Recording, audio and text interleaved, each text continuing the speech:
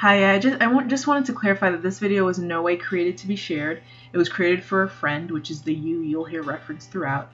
I wanted to upload it on my channel as I think that it may provide some insight for you. Due to the fact of the original intention, my thoughts are not fully organized. When are they ever? But I urge you to resist the possible temptation to dismiss ideas due to the lack of organization. I also don't expound on certain situations because the person it was intended for knows aspects of situations that you do not. Please keep this in mind. You'll see different aspects of how I think, my thoughts on certain topics. This video provides you a little insight into me and my mission. I hope you find it interesting, entertaining, and can take something away. Thank you for watching.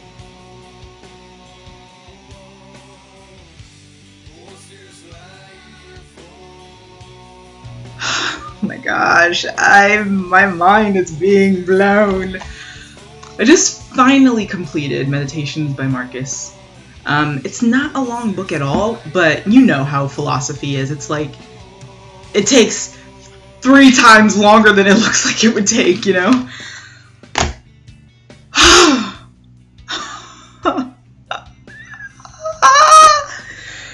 So, I decided to do this on a full webcam video because I know I'm going to stop for a second. I hope you can listen to this and stick with me throughout it all. I was going to say all it out. Alright, so I heard this. This is just one that I starred that I really liked this morning. It said, consider that everything is opinion, and opinion is in your power.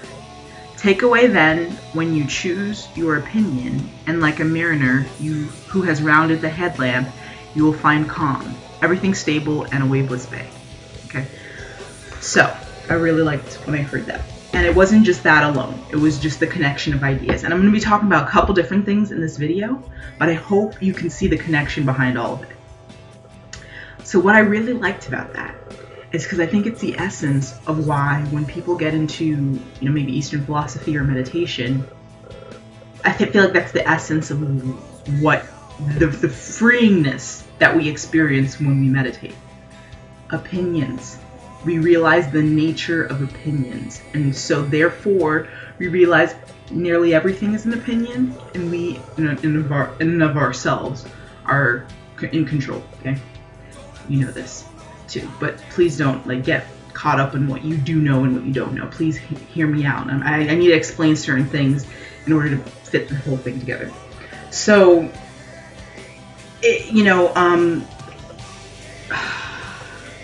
this is why, I don't know if you want to call it an awakening or whatever, but in 2011, since 2011, I have never been the same. If I come in contact with someone who knew me prior to April of 2011, they would say, Alexa Ray, and I get it constantly, even when I come in contact with people now, Alexa Ray, you are completely different, okay? It's that realization of opinions and realizing my control and my power, okay?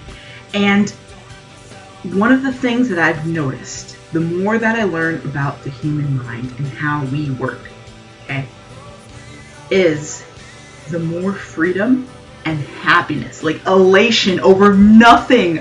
It's not like anything huge is happening in my life for me to be so fucking giddy about every day. But I'm so happy and so giddy, oftentimes, not all the time, as we saw last Saturday, oftentimes even in the midst of chaos, right? You know this. And that's it, understanding opinion. Okay? And so what I also find is that, going back to what I was saying, so I wasn't talking about opinion, I was talking about the more I study psychology. So I realized that the more I study psychology, the more logical I become, right? Because once again, and it's funny because now I'm hearing psychologists say, and I'm like, so they're validating what I've always thought myself, is that we're emotional first and then logical second. Of course, logic is taught. I feel like some people believe otherwise, but which is cool, I guess. But so logic, the more I become logical, once again, the power is in my control.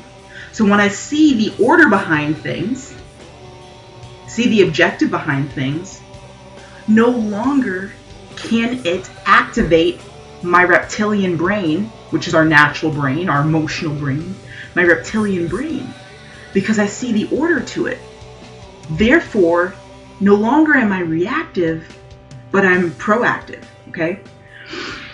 So, I'm trying to take this slow, and I took some notes in order to be able to communicate this. By the way, when I make these videos and when I talk about these things, I would do this even if you weren't here. I would do this for myself, but you're just a medium for me to share my thoughts with.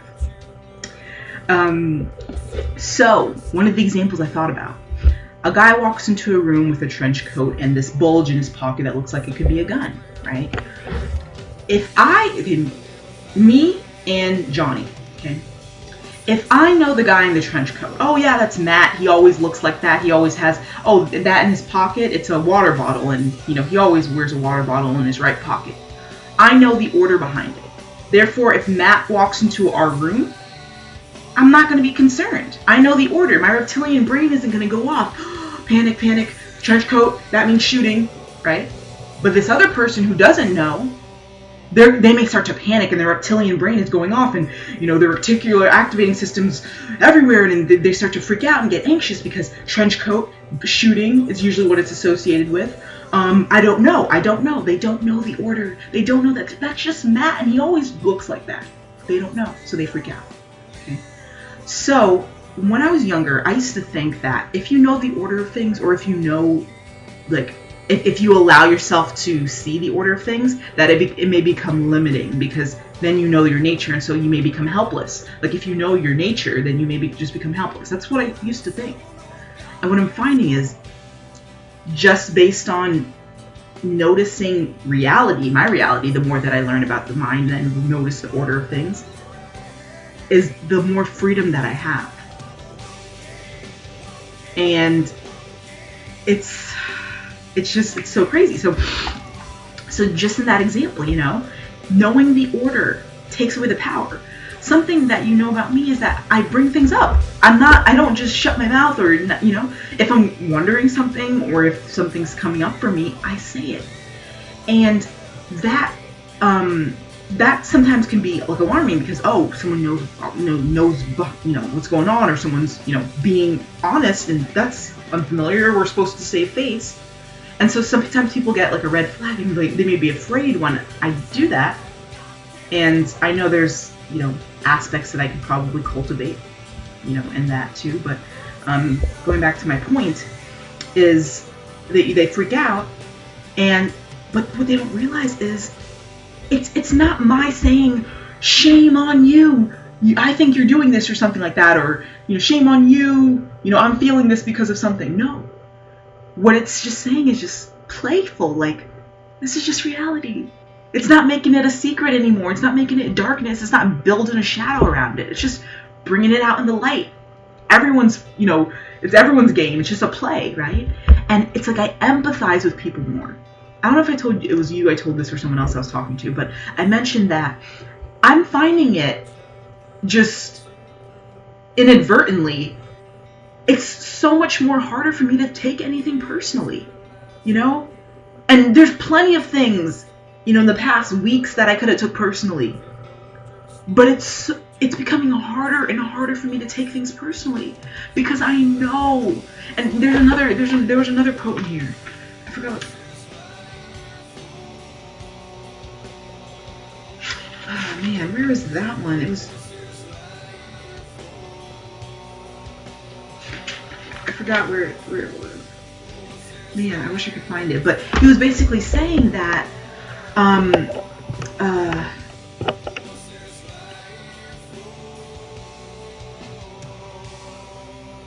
I forgot. I actually forgot what I was even talking about. So let me just skip that over so I don't make this video extra long. But so I feel. What was I talking about?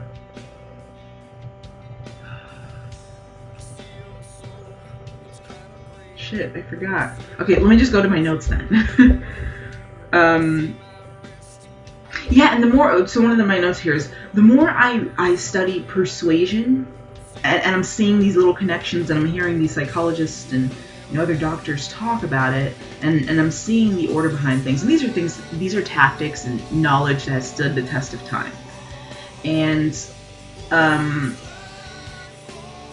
is the more I'm just seeing those connections in everyday life, talking to the reptilian brain, that thing. Yeah, so I cannot take anything personally, or it's becoming more difficult for me to take things personally.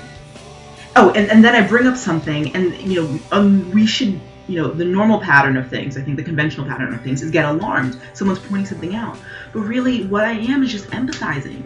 I'm not saying, like, shame on you, I'm on a high horse, I know what's going on, or this is what I feel and you need to cater to it. I'm just living. Damn, I'm living, like, seriously, And so I don't mean any harm when I bring things up, and people don't know that. I think that's okay. I think that's cool. Maybe I can be a catalyst for that, for their realization of, wow, it's not harmful to bring up things that aren't comfortable, that we're taught aren't comfortable to talk about. So there's this incident that happened with me and my mom and the gas. So her car has been here, and she's said I could use it. So I barely use her car. The other day when I went to go get Brittany, it was like the longest I've driven her car for 40 minutes. Barely use it. And if I do use it, the times I do, I go to the gym or I go to the store. The store is about 10 minutes away. The gym's about 5 minutes away. And so I'm not using much gas at all, but and those are very little times I do that. So I noticed that, like, she just yesterday she was like, or the other day she was like, you're using my car and you can't put gas in it, right? And so she's never said anything about a car or me using it in this like way before, right? And I think the reason why she said it, I could be wrong, but the reason why she said it is because I recently 2 times brought up me using her car into the equation. So initially we think, okay, so if someone uses a car runs on gas, you would think that gas would be used up, okay? And so she didn't know the facts of the situation. But just based on that thinking, a car runs on gas, so we would need to put gas in the car if we use it, right? And they would use a lot of gas. She doesn't know how many times I've used it, so she just came out and said, you should put gas in the car. The gas has gone down. It was full. It wasn't full. It was, last time I saw it, it's gone down, like, those lines things. So this is where it was, and this is how much it's gone down, okay? I know, because I've watched it, because I knew I was touching someone else's property, and I knew I wanted to be more careful with it, okay? So, but she just said that in her head because it sounded like it would be plausible. Maybe she didn't think that I was aware enough. There could be many reasons on exactly her process behind this. 2 of them I can think of is maybe she wanted me to put gas in it and thought maybe I wasn't aware enough. And so if she said that, she just said that without any backing, that I'd be like, oh, okay, let me put gas in your car. And then I'd fill up her gas tank. Okay, that's kind of like cynical view, but it could be that. It could be that maybe she just wanted to throw that out there to kind of pattern my behavior. I'm noticing a lot of this. These instances of throwing things out there to kind of create anxiety in you to control you. I'll talk to you about that later. So, just that. It's like, I don't blame her. It's so, like, I can't. Whether it was, manipulative or not. Everything's fucking manipulation, you know what I mean? Anyhow, so that point. Another thing I was thinking about is, sometimes you get away from something and it's like you forget the original pattern or the original reason behind why it happened in the first place, right? So when I overcame, or I'm overcoming, it's a pattern, or it's a process, over anorexia and bulimia, right? What has gotten me results and what has gotten me to where I am today has simply been understanding the nature of this and manipulating it to my benefit. And I bring this up because I was remembering when I did, I told you I do recordings sometimes, of myself, and I just listened to it for myself. And I was listening to one of them, and I mentioned in it that there's a danger with, I like to play mind games with myself, right? Because I understand certain aspects of my psychology, so I play with it in order to get me results that I want. So I was saying, there's a danger in playing mental games sometimes, because sometimes you may go too far, and it becomes like, as soon as you get a lull to sleep a little bit, then the nature may take over, okay? And so I was saying that, I forgot exactly what aspect I was talking about, but this goes back to that, is when you play mental games, you gotta be careful, but that's what I did to overcome anorexia bulimia, is played mental games. I set up mental activities for myself in order to manipulate myself to act in my favor. So that was just one of the things that I recorded in that video, or in that audio, and oh man, dude, it all makes so much sense. And me, like, business is such a microcosm of like life, and I think I've heard this before, not in those words, but in someone giving that analogy or something, and it so is. I'm noticing, and it's just amazing. It's absolutely amazing. And if only I would have known this earlier, like these things earlier. If only I would be able to share some of the things that I know with people who I've lost, that I was in treatment with. I think it's such a powerful thing. And it doesn't mean I'm invincible. That's not what I'm saying. It doesn't mean that I am not affected by things. That's not what I'm saying. But I have an understanding, and I think the understanding will always be growing and adapting and everything to reality. And that understanding gives me power in my life. And I can use it for other people's lives too, but in my life. And we all have a level of this understanding, whether we know it or not. Some of us just don't pay attention to it. There's one other story that I was thinking about that I'll probably tell you about another time, but oh my gosh, dude. It's so fucking like, it's all coming together. All these different things, going back to that seeing what others don't book. All, they say that, epiphanies are not epiphanies, it's grammatical, it's all small noticing, small noticing, small noticing, small noticing that collides, and it's like, oh, epiphany. But all those small noticings, and I've noticed that it's like I have a predisposition to noticing minutia, I guess you could say, and that's a bad thing too at times. Like I said, I'm trying to go with the misweighting bias, and where I weigh everything equally, and I take in so much information. But all these small notices, small notices, small notices, small insights, small, are coming and colliding, and the door is open.